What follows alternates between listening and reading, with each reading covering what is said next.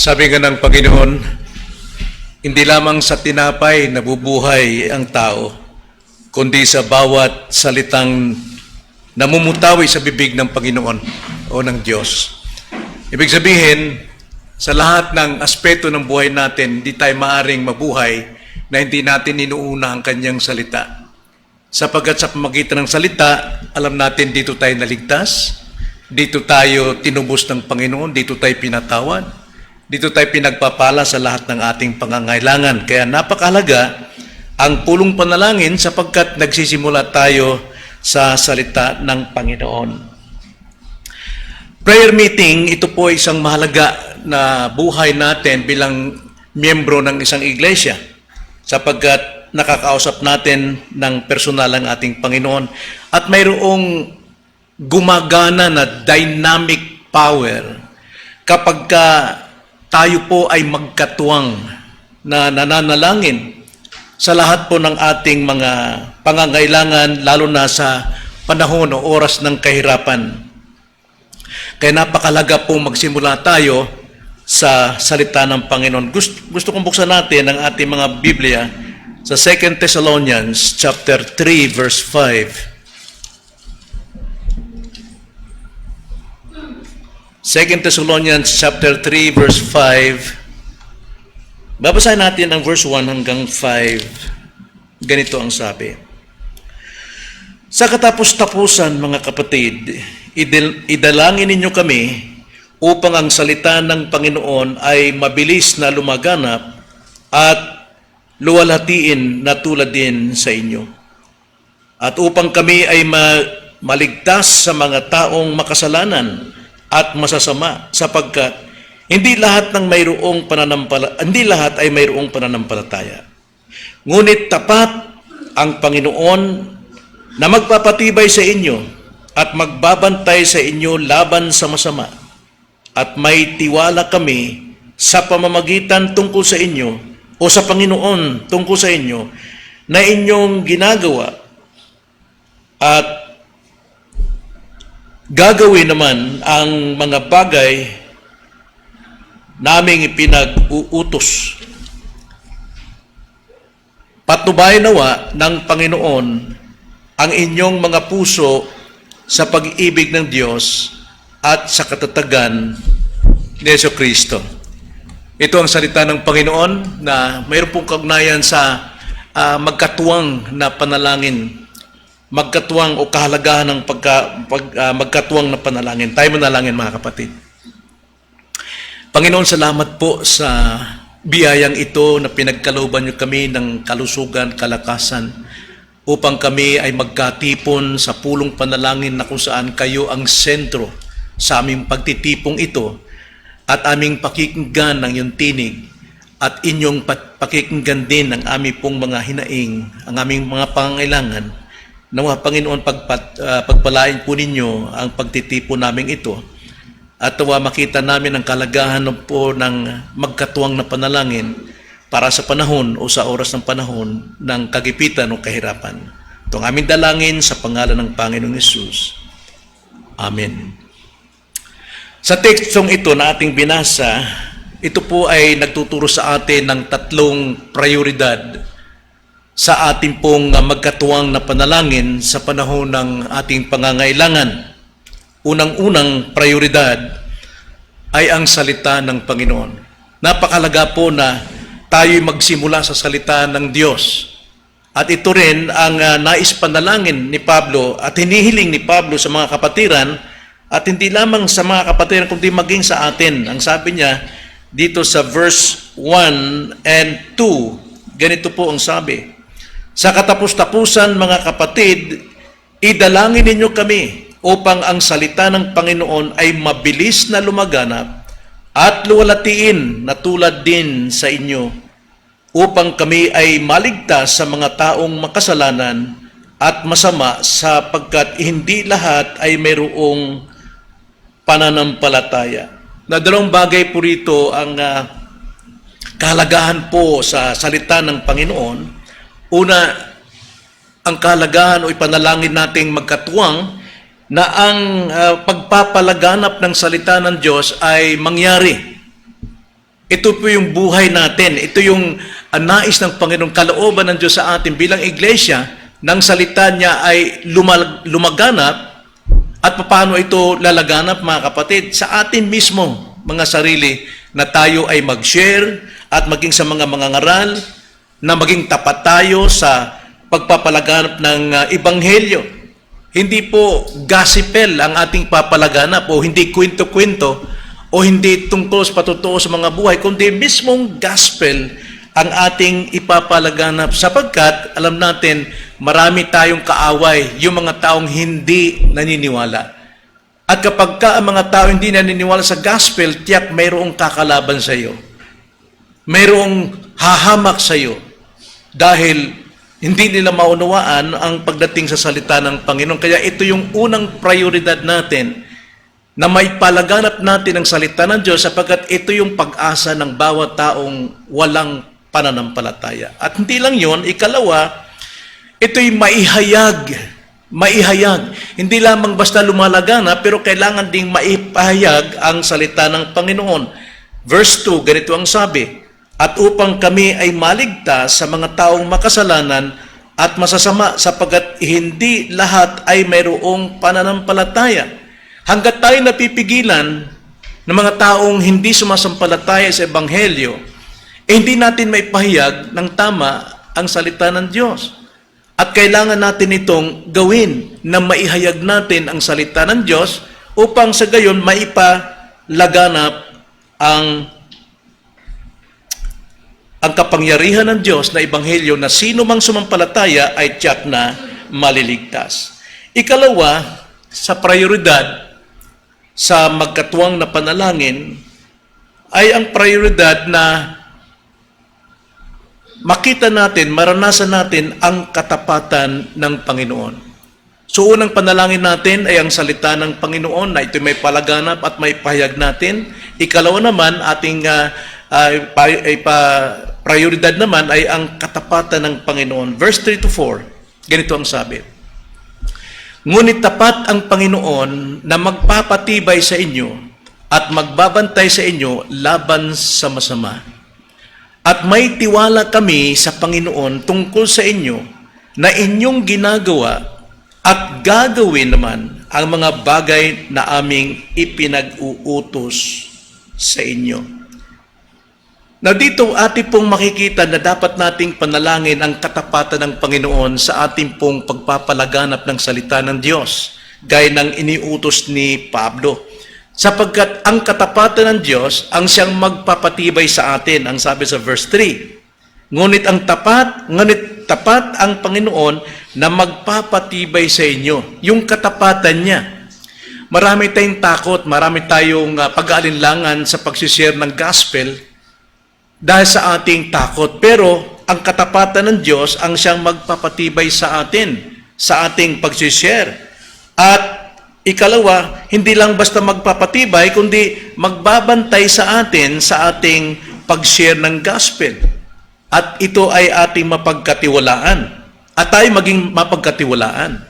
Sabi nga ni Pablo, si Pablo ang humingi ng panalangin na may palaganap niyang salita ng Diyos, pero at the same time, siya rin ay umaasa sa utos sa mga Kristiyano na ginagampanan din nila ang pangangaral at pagpapahayag ng salita ng Diyos. Ang sabi sa verse 4, at may tiwala kami sa Panginoon, ang sabi ni Pablo sa mga taga-Tesalonica, may tiwala kami sa Panginoon tungkol sa inyo, na inyong ginagawa at gagawin naman ang mga bagay na aming ipinag-uutos sa inyo. Ano yung pinag-uutos ng apostol? Ipangaral natin, palaganapin natin ang salita ng Panginoon. So yung katapatan ng Diyos ang siyang mag-iingat sa atin, ang siyang magbabantay sa atin, mapagkatiwalaan natin kung ginagawa natin ang inuutos sa atin. Kailangan natin ginagawa o ginagawa na natin. At ikalawa, sabi, hindi lang ginagawa, kundi gagawin pa. Dahil prioridad sa atin ng katapatan ng Diyos ang siyang mag-iingat sa atin, sa ating gawain ito. Salita ng Diyos. Alam nyo, napakaraming problema ang tao sa mundong ito. napakaraming problema. Nagkakasira-sira ang mga tao dahil hindi nila tanggap ang katotohanan. Katotohanan lang ang siyang makapagpapaigi ng ating problema, ng ating relasyon. Katotohanan lang ang makapagpapalaya sa atin.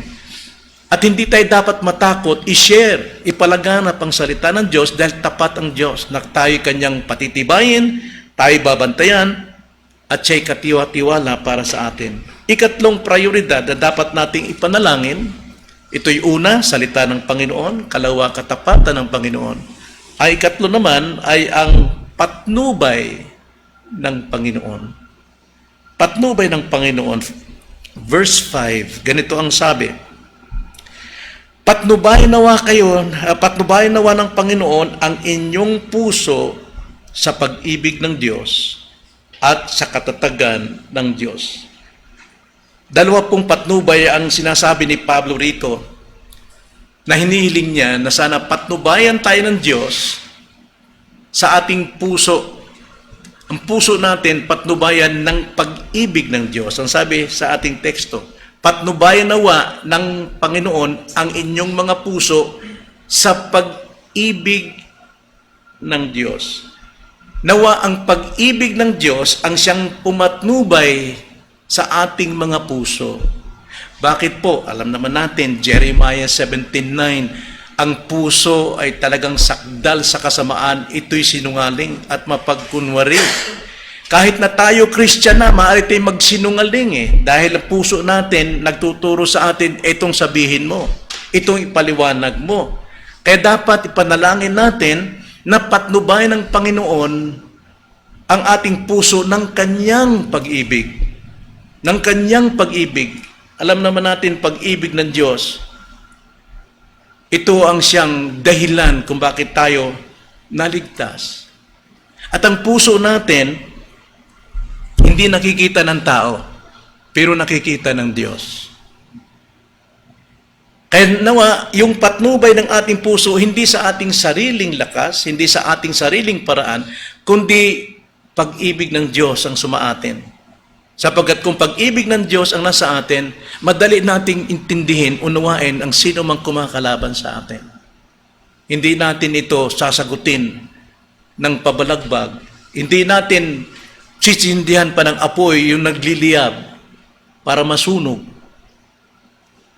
Ingatan natin ang ating puso. Sabi nga sa 1 Samuel chapter 16 verse 7 at saka Jeremiah 17:10, kanina binasa natin 17:9, ganito ang sabi sa 1 Samuel 16:7. Ngunit sinabi ng Panginoon kay Samuel, huwag mong tignan ang kanyang mukha o ang taas ng kanyang tindig, sapagkat itinatakwil ko siya. Ang tao kasi nakatingin sa panlabas. Sapagkat hindi tumitingin ang Panginoon na gaya ng pagtingin ng tao.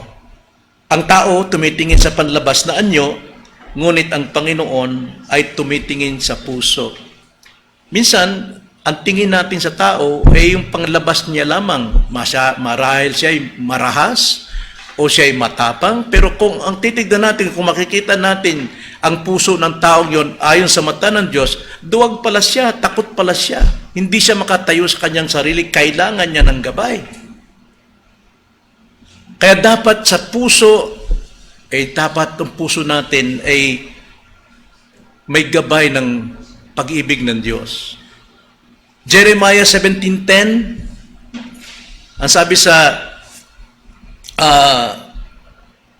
verse 9, ganito ang sabi, ang puso ay mandaraya kaysa lahat ng bagay at lubhang napakasama, sinong makakaunawa? Verse 10, akong Panginoon ay sumisiyasat ng pag-iisip at sumusubok ng puso upang ibigay sa lahat ang ayon sa kanilang mga lakad, ayon sa bunga ng kanyang mga gawa. Nakita nyo? Ang puso natin ay nakikita ng Diyos na ito'y sobrang masama at sinisiyasat niya ito at sinusubok. Paanong pagsubok ginagawa ng Panginoon? Kung ano yung desire ng tao, binibigay ng Diyos para makita niya ang kanyang kamalian, makita niya ang kanyang kabiguan. Kaya dapat ang puso natin ay may gabay ng pag-ibig ng Diyos nang sa ganon tama lahat ang ating magiging desisyon. Maaari nating gawin ang isang bagay para sa Panginoon, pero nakikita ng Panginoon kung tama ba yung puso mo sa Kanya. O maraming gumagawa, masipag, maraming mga nagagawa ang mga tao tungkol sa Panginoon, pero actually, wala sa puso niya ang kanyang pagsagawa. Alam ng Panginoon yun. Kanya nga, mag-ingat tayo na dapat ang gabay sa ating puso ay ang pag-ibig ng Diyos.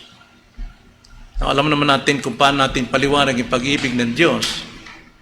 Ano bang pag-ibig ng Diyos sa atin? Paano natin na may sasagawa yun? Ang sabi nga sa John 13:34, 35, love one another as I have loved you. Mag-ibigan kayo sa isa't isa tulad ng pag-ibig ko sa inyo upang malaman ng mga tao na kayo mga alagad ko. At anong unang-una? Love God above all. Paano natin ibigin ang Diyos? John 14:21. Ang sabi ng Panginoon, ang sino mang nagtataglay ng aking salita at tinutupad ito, siya yung umiibig sa akin. At ang sino mang umiibig sa akin ay iibigin ng aking Ama at ako'y magpapakilala sa Kanya. So ang pag-ibig natin sa Diyos, ang pag-ibig ng Diyos na dapat mag-ingat ng ating mga puso ay ang pagtupad natin sa Kanyang salita. Pagtupad natin sa Kanyang salita, hindi yung ating mga sariling pamamaraan kung paano natin resolbahin ang ating mga problema. Dapat lumapit tayo sa Panginoon.